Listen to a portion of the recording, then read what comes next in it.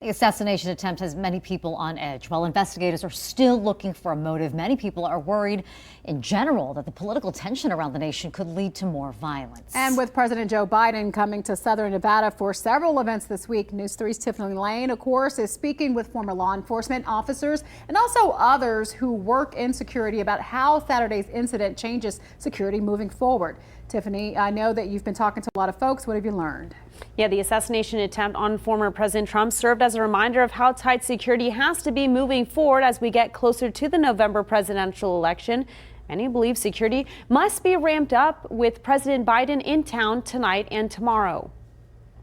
David Kohlmeyer, a retired Henderson and NYPD police officer, has played back the videos of the attempted assassination of former President Donald Trump in Pennsylvania over the weekend. He worries it could happen again if there's not extra security. My concern right now is sometimes we call them copycat, someone's going to try to basically duplicate the situation. Kohlmeyer has done security detail when Barack Obama and Bill Clinton were president. He says local law enforcement play a big role in securing local events, usually securing the perimeter. There's cops normally almost every 100 feet, basically securing, because you have to watch every single spot, right? Anybody can come lurking through any area in general. Kohlmeyer believes there needed to be more security at Saturday's event and more events involving the former president and current president moving forward. President Joe Biden will be speaking at the NAACP National Convention at Mandalay Bay Tuesday and at the UNIDO's U.S. Annual Conference at MGM Grand Wednesday, among other stops. Kohlmeyer says one of the safety benefits is that the events seem to be indoors. They're going to set up, it's going to be more of a controlled environment.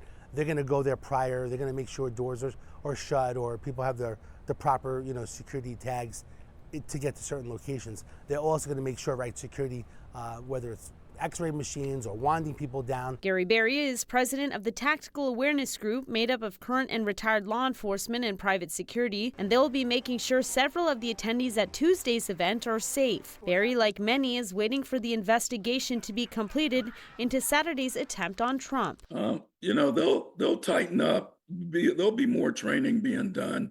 They'll probably even do more training with outside agencies, local law enforcement, and things like that.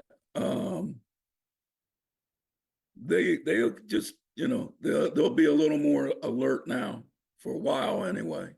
And but yeah, that's basically it.